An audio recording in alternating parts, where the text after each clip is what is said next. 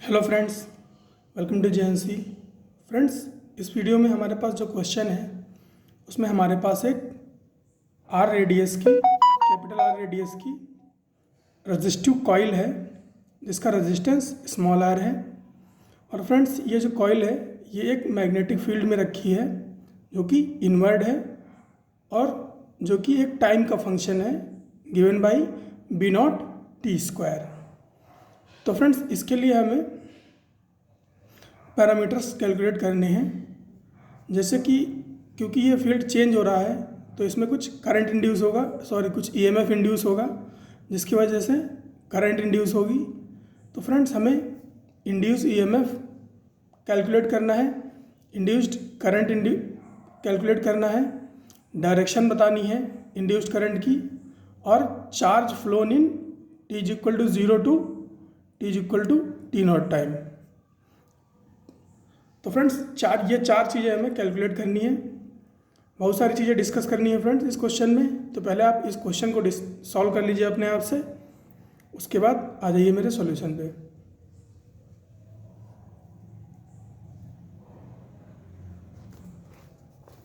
तो फ्रेंड्स, बात करें अगर इसके सॉल्यूशन की, तो क्योंकि इसका मैग्नेटिक फील्ड चेंज हो रहा है तो फ्लक्स भी चेंज होगा, flux passing through this coil change होगा। तो फ्रेंड्स, अगर फ्लक्स चेंज होगा तो ऑब्वियसली कुछ फील्ड ईएमएफ इंड्यूस होगा अकॉर्डिंग टू फैराडे लॉ। तो फ्रेंड्स, फैराडे लॉ क्या होता है? फैराडे लॉ होता है E is equal to mod of d phi by d t, is equal to mod of d phi by d t. और friends, Faraday law का complementary क्या होता है? Lenz's law. फैराडे लॉ का complementary क्या होता है? Lenz's law. तो फ्रेंड्स, बात करें अगर d phi by d t या इंड्यूस ईएमएफ कैलकुलेशन की, तो हमें पहले चाहिए फ्लक्स। तो फ्लक्स क्या होता है फ्रेंड्स? फ्लक्स होता है बी ए कॉस फाई, या फिर इसको ओरिजिनल फॉर्म में लिखे तो बी डॉट वेक्टर ए। इसको रिजॉल्व करते हैं तो इसका मैग्नीट्यूड के फॉर्म में जब इसको लिखते हैं तो ये हो जाता है बी ए कॉस फाई। जो फाई है वो एंगल है बी और ए के बीच का। तो यहाँ पर फ्रेंड्स आप देखो, अगर जो इस कॉइल का जो एरिया वेक्टर है, जो इस कॉइल का एरिया वेक्टर है वो पैरेलल है मैग्नेटिक फील्ड के। मैग्नेटिक फील्ड कैसी है? इनवर्ड है। और जो इसका एरिया वेक्टर है वो अगर आप ऊपर से देखोगे, है ना, तो प्लस वाई एक्सिस में दिखेगा और नीचे से देखोगे तो माइनस वाई एक्सिस में दिखेगा। तो anyway it is parallel to magnetic field. तो फाई की वैल्यू क्या हो जाएगी? 0 हो जाएगी। तो इसलिए जो ये फाई है ये क्या हो जाएगा? बी इंटू ए, और कॉस फाई की वैल्यू क्या हो जाएगी? 1 हो जाएगी। तो फ्रेंड्स, फाई को हम क्या लिख सकते हैं? बी की वैल्यू सब्स्टिट्यूट कर देते हैं इसमें। बी की वैल्यू है बी नॉट टी स्क्वायर। तो फाई हो जाएगा B naught t square into A. Area क्या है? एरिया इसका कॉइल का एरिया हो जाएगा पाई कैपिटल आर स्क्वायर।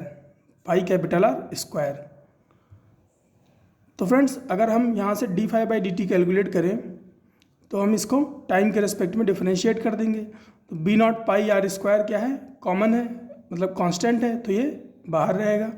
और टी स्क्वायर जो है ये डिफरेंशिएट हो जाएगा। तो टी स्क्वायर का डिफरेंशिएशन होता है 2t। तो d phi by d t क्या हो गया? B naught pi are square into 2t।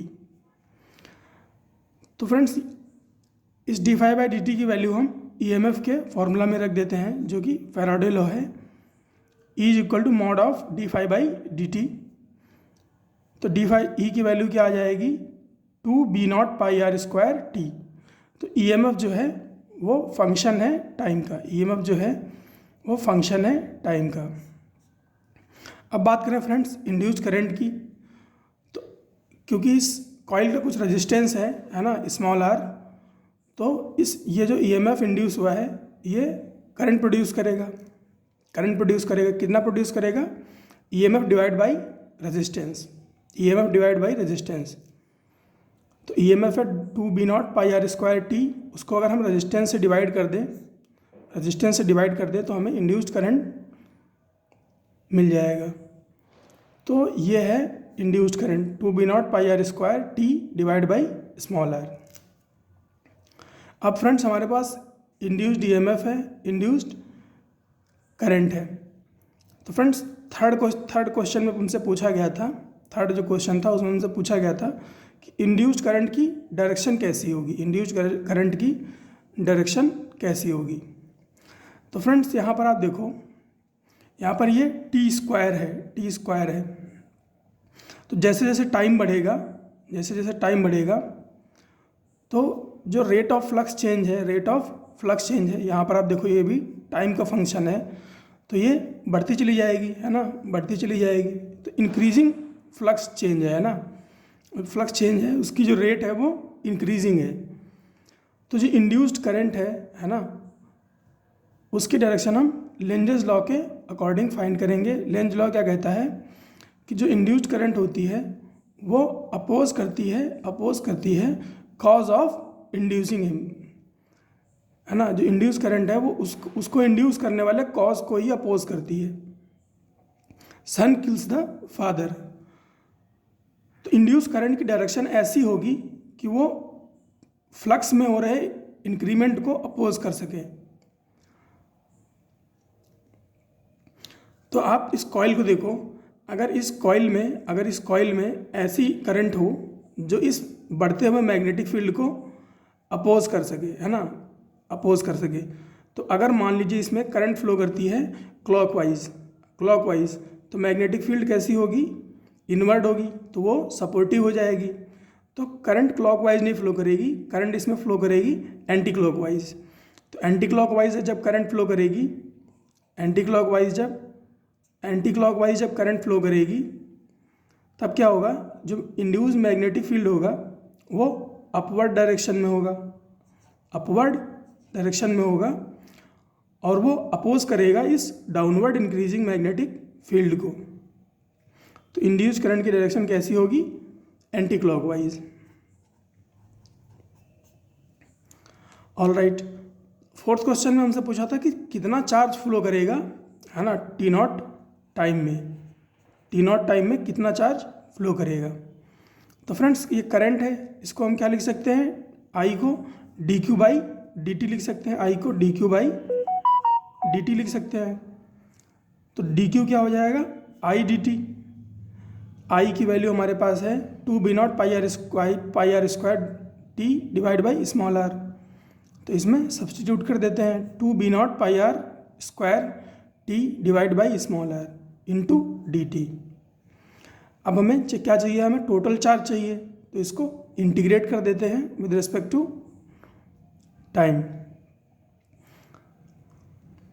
तो इंटीग्रेशन dq क्या हो जाएगा, q टोटल, और ये इंटीग्रेट हो जाएगा 0 से t0 तक।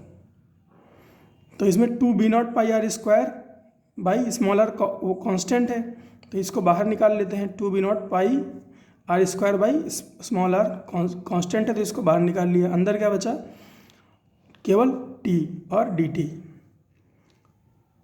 तो फ्रेंड्स 0 से t0 अगर t को हम इंटीग्रेट करेंगे तो ये क्या हो जाएगा, ये हो जाएगा t स्क्वायर बाई 2, 0 से t0।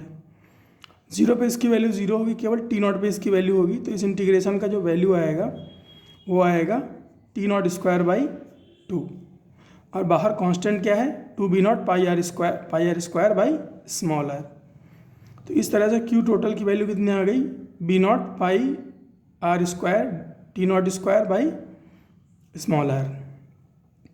तो यह डिस्कस करना था फ्रेंड्स इस क्वेश्चन में, फैराडे लॉ, लेंज लॉ और टोटल चार्ज कैसे कैलकुलेट करते हैं, यही सिखाना था।